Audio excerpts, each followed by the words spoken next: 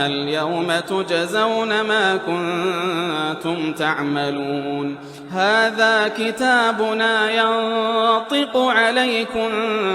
بالحق إنا كنا نستنسخ ما كنتم تعملون فأما الذين آمنوا وعملوا الصالحات فيدخلهم ربهم في رحمته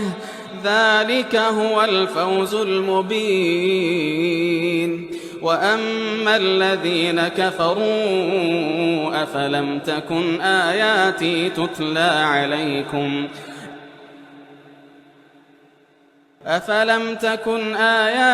تتلى عليكم فاستكبرتم وكنتم قوما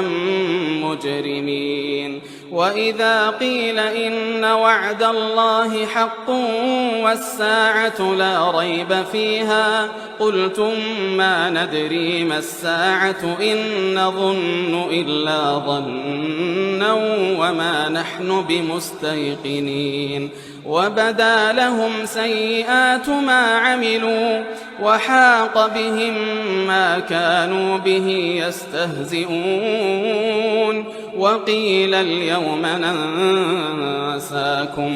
وقيل اليوم ننساكم كما نسيتم لقاء يومكم هذا ومأواكم النار وما لكم من ناصرين ذلكم بأنكم اتخذتم آيات الله هزوا وغرتكم الحياة الدنيا فاليوم لا يخرجون منها ولا هم يستعتبون فلله الحمد رب السماوات ورب الأرض رب العالمين وله الكبرياء